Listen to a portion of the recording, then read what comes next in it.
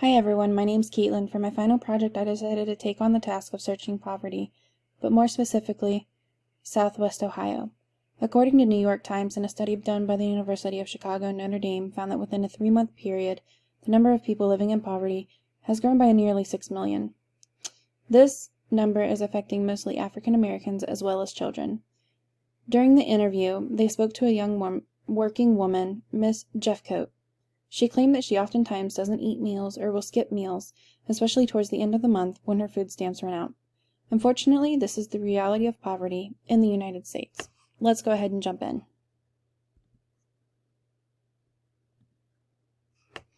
I'm deciding to talk about education and childhood poverty and answering the questions of how poverty affects a child's education.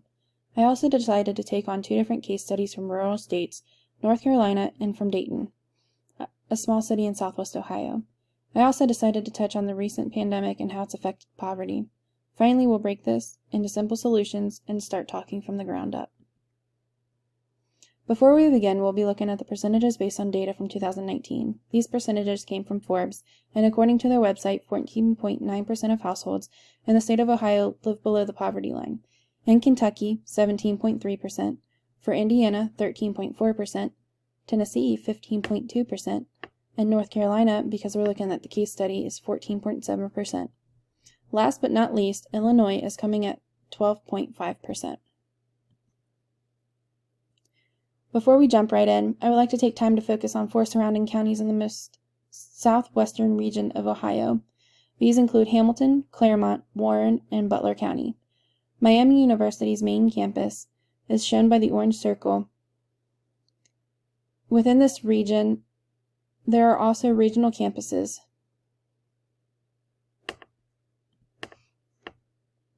Presented in the next couple of slides are screenshots that I included from the Census Bureau website.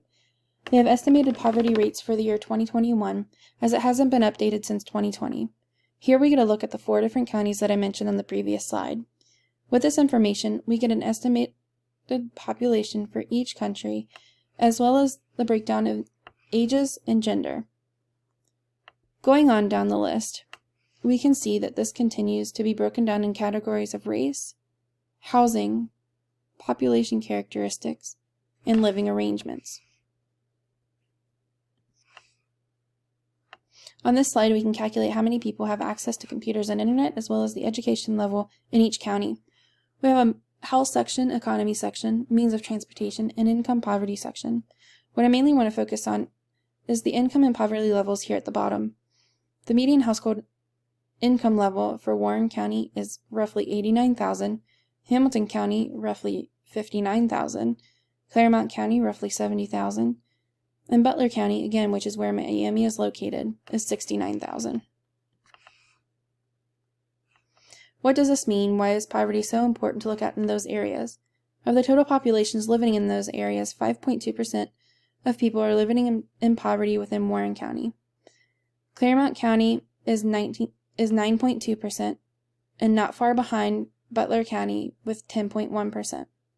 Last but not least, Hamilton County has a 12.2% poverty rate. If we take a closer look at Hamilton County, it's made almost entirely of an area called Cincinnati. Here there are lots of drugs, crime, and violence.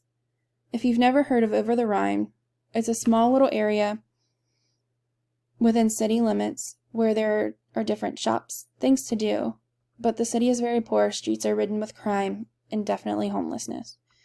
Let's take a look at how some of these factors can influence or change the way we think of poverty. First, I'd like to begin by talking about education. This quote came from a research journal that involved education and effects on education through childhood poverty. It states that family routines and practices are associated with multiple school readiness domains. In 2018, roughly 4.5 million children were living in poverty or just below the poverty line in the United States. In 1965, the U.S. Health Department and Human Services decided to come up with a plan to start educating children so that they were school-ready by the time they enrolled. These children who are typically enrolled in Head Start programs come from various poverty situations, and the schools themselves had guidelines and criteria for the families to meet. Judging each child by observing their behaviors and basic mastery of skills is what researchers look for to have a family meet this criteria. When talking and thinking about middle school or high schoolers, it's incredibly important to directly link poverty to education. Sometimes in many states across the country and countries around the world, it's imperative to note that some students may even drop out of school to search for jobs. In turn, this leaves them without a proper education for further careers. Without a diploma or GED, in many states a person cannot attend a community college or even a four-year university. This becomes a generational cycle. Cycles like these are harder to break, but not entirely impossible. By taking hold of poverty within youth, we're able to curve the poverty cycle and can have a hopeful outcome. By doing so, I'd like to take a look at two different case studies, one from North Carolina and the other from Dayton, Ohio. These are two very different and distinct cases that have been done. Dayton, Ohio is a small town closer to Miami's campuses, while North Carolina is roughly 8 hours away. This is a screenshot that I took on Google Maps to show the difference between North Carolina and Dayton, Ohio. Again, roughly 8 hours away. But here's where we're going to start. Central North Carolina. Throughout the case study, research noted that not only households need to be evaluated based on income, but they also need to be based on household wealth.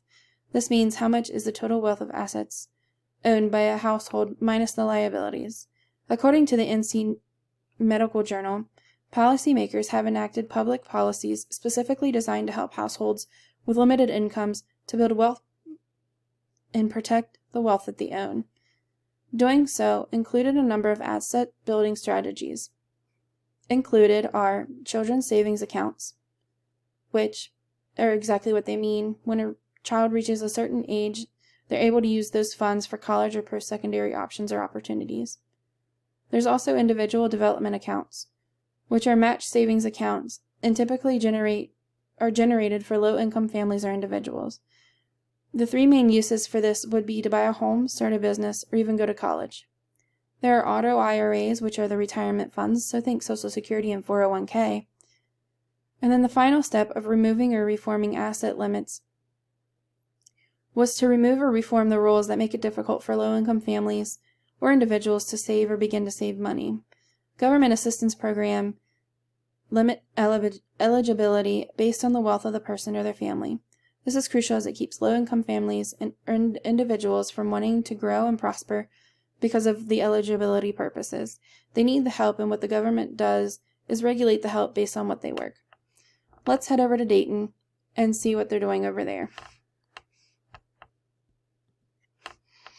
Throughout this case study, SOCHE, Southwestern Ohio Council for Higher Education, works with students using existing policies and resources to spur economic growth.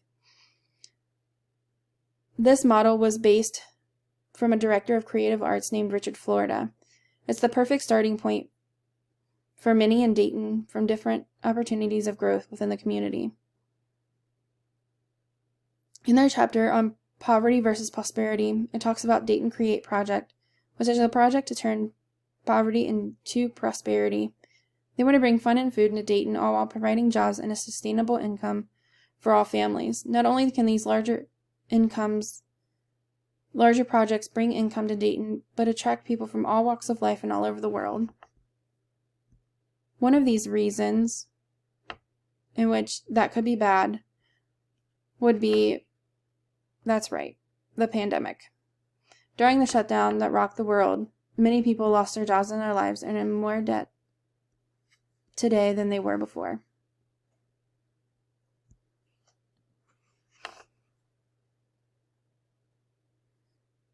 Many studies from World Bank show that most recent decades global improvements in different areas, such as infant mortality rates, access to water and sanitation, access to education, and monetary poverty, have decreased in developing countries.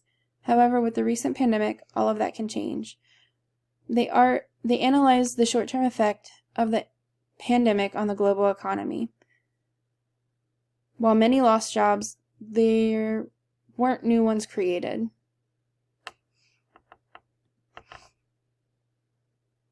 Now I want to take this complex problem of poverty and turn it into something more manageable.